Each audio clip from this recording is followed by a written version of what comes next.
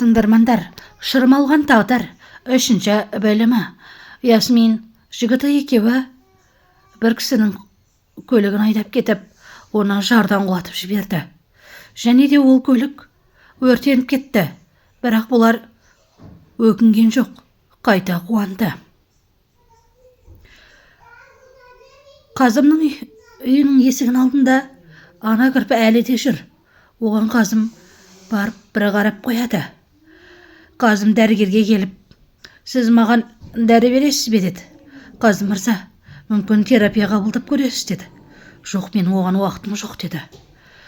Мәжиде Сара екеуі бір кісіні емдемекші болды. Мәжиде Сарадан сабақ алып жүр, яғни курс. Әлі де білмейтін жайттары көп. Жиһангер болса, Ахмет адамғұрлы көрмей амандаспай жүр. Мәжидеге Сара, Мәжиде, не қылдың? Киім таптың ба деді. Жоқ, ешқандай киім жоқ деді. Онда маған келсеңші, менің тәуір киімдерім бар шығар, содан көр деді. Мен де көріп кел сияқты жүрмеймін ғой. Мен де кейде әдемі киінем деді. Мәжиде әдемі болып киініп Ахметпен кездесуге, яғни кешкі асқа бармақшы. Қазым анасына келіп, тонышты көндір, менің ісіме араласпасын деді.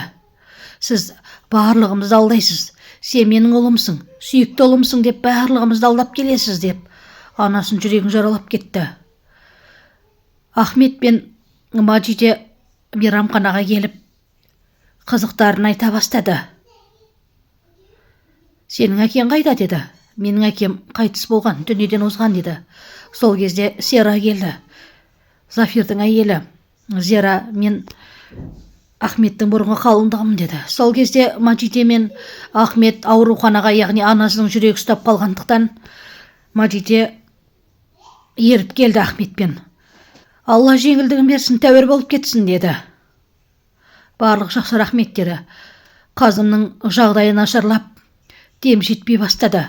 Ол лифтке барып кірді.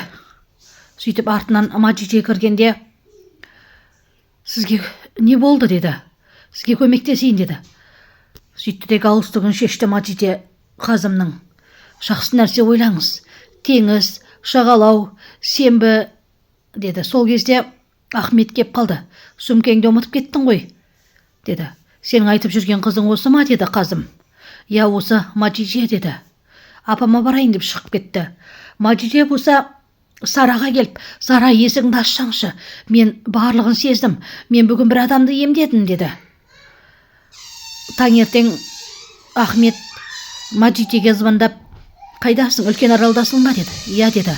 Мен сенің қобдишаң туралы ағам айтам деді. Сөйтіп ағасын айтты. Мәжиденің қорапшасы сату керек деді. Я, базарда бір кісінің аты жөнін айтты. Ол үлкен аралда деп екенін естіген Қазым кемесіне отырып кете барды. Сөйтті де Мәжидені тауып алды. Сәлеметсіз бе Мәжиде ханым деді. Мәжиде айтты, мен аға, сіз бізді қайрамақшысыз ба деді. Фильмнің жалғасы